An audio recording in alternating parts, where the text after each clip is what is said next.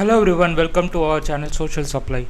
Now we are going to see our past one in social science. It is an NCERT textbook for class 6. So now we can see each chapter one by one. Number 1 is introduction. What, where, how and when. Rashida's question. Rashida sat reading the newspaper. Suddenly her eyes fell on a small headline. 100 years ago. How she wondered, could anyone know that what happened so many years ago? Okay. Finding out what happened. Yesterday you could listen to the radio, watch television, read a newspaper. Last year, ask somebody who remembers.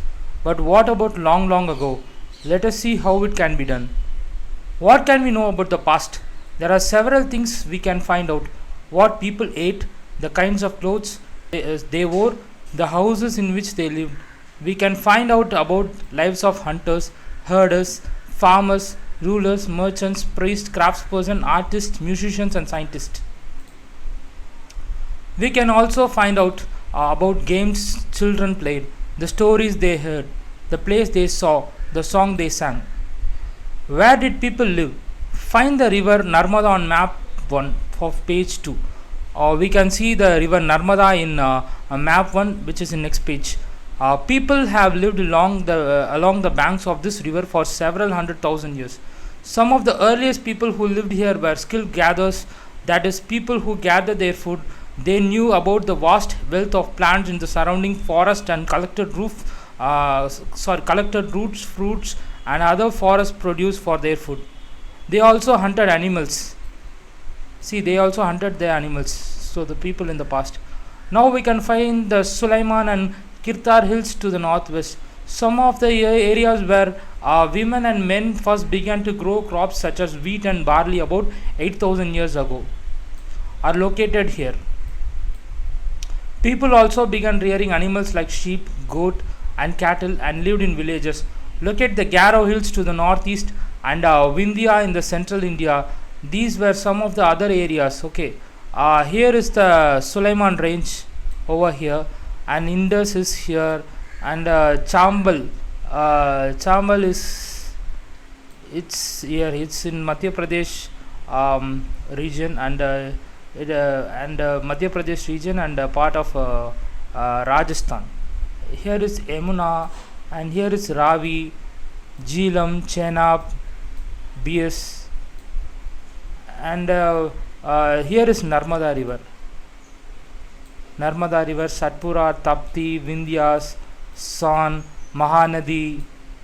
Here and south is Godavari, and here is Krishna river, Tungabhadra river, Pennar river, Kaveri river, and these are the rivers. And here is Ganga, the most important river, and here is Brahmaputra. These are the rivers that is flowing in India. This is the physical map of the subcontinent, Indian map. Okay. These were some of the other areas where agriculture developed. The places where rice was first grown are to the north of the Vindhyas. See, north of the Vindhyas, the first rice. Here is Vindhya. The places where rice were first grown are to the north of the Vindhyas. Trace the river Indus and its tributaries. We have already traced the Indus and its tributaries. These are the Indus. See, here is Indus and its tributaries are Jhelum, Chenab, Ravi, Beas. So these are the and here is Sutlej. Okay, Sutlej, we have forgotten to mention the Sutlej here. Here is Sutlej. These are the tributaries of Indus. Or small trace the river Indus and its tributaries or smaller rivers that flow into larger river. About 4,000 years ago, some of the earliest cities flourished on the banks of these rivers. Later, about 2,500 years ago, cities developed on the banks of Ganga and its tributaries and along the sea coast. Okay, locate the Ganga and its tributaries called the Sun. Here is Ganga and its tributary. Here is Sun river.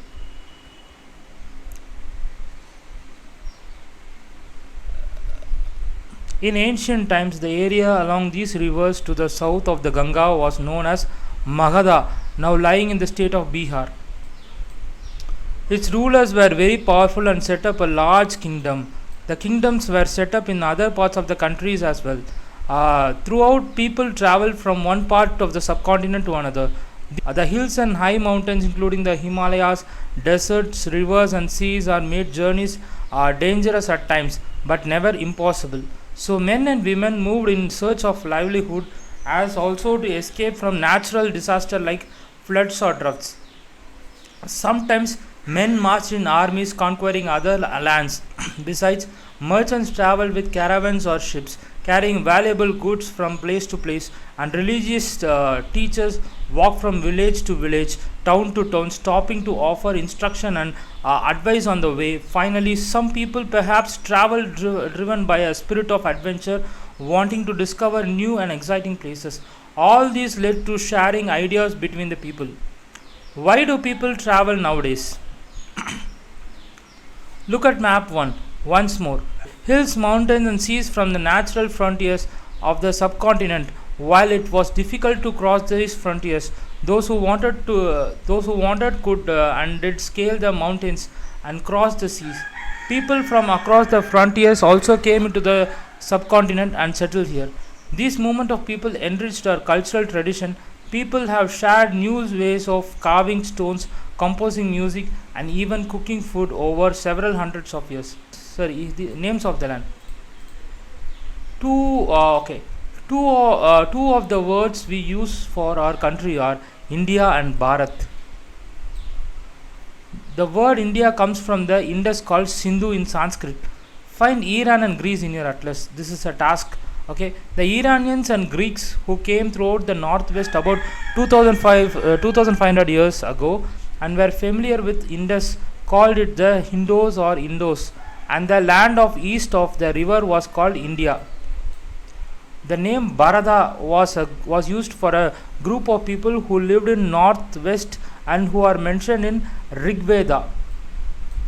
The earliest composition in Sanskrit dated to about 3500 years ago.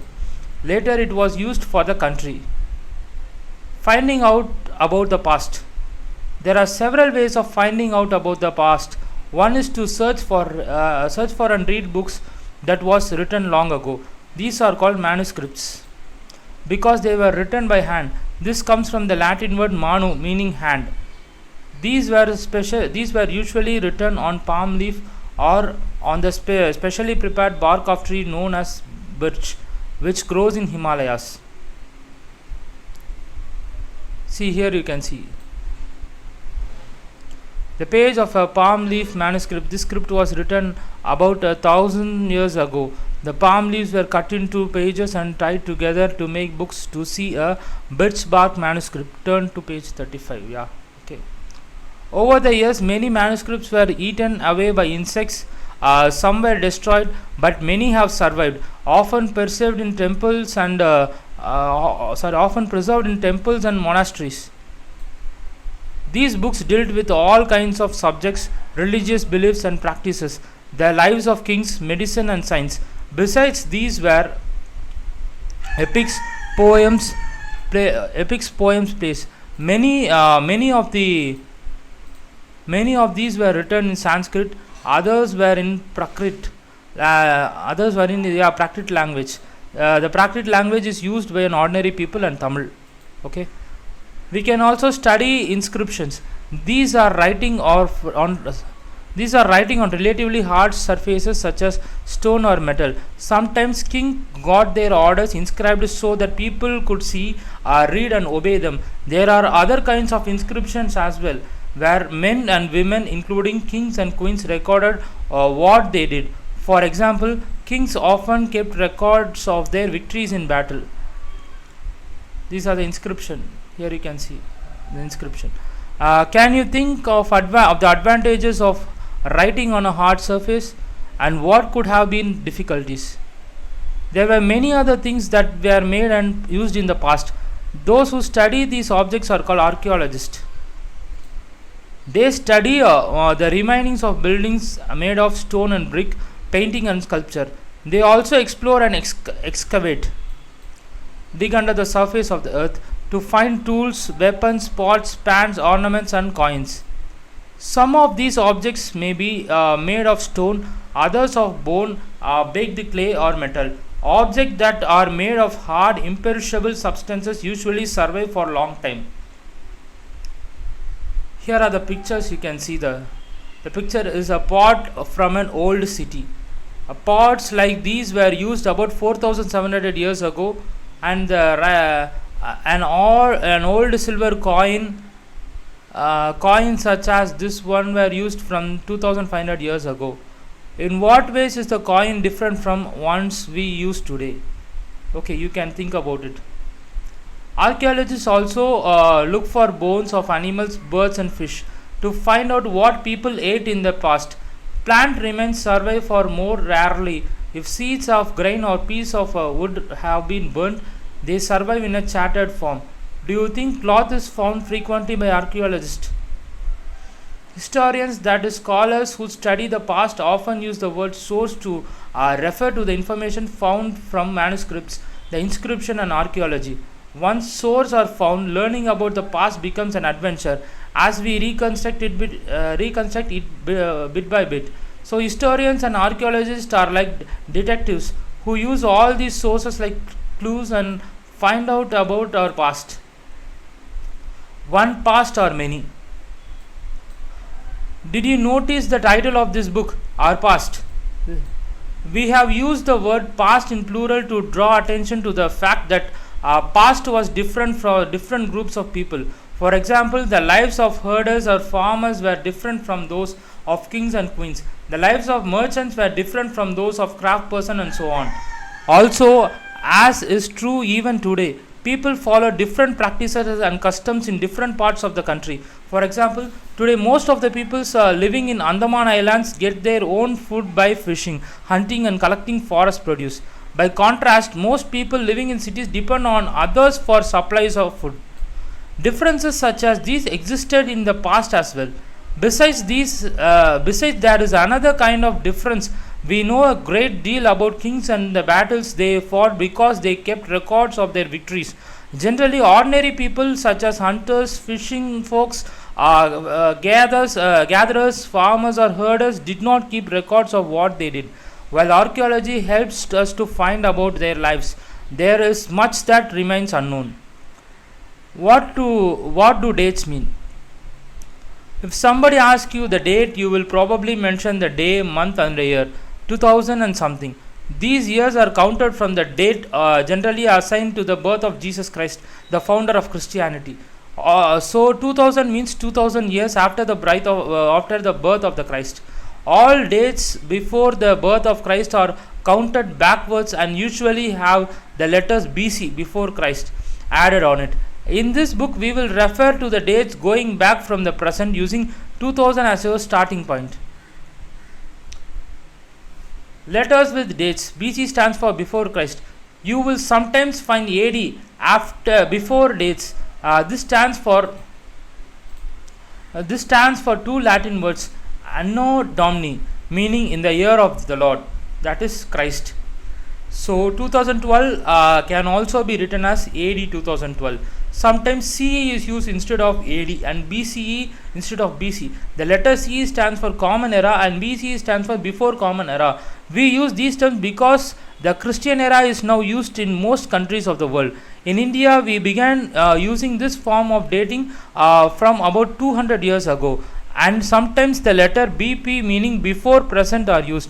This is the exercise, like we have to go through it. Match the following: Narmada Valley, Magadha, Garo, Indus Valley, and its tributaries in Ganga valleys. Here is the match the following. Could you please answer this question and please ping it in the comment section.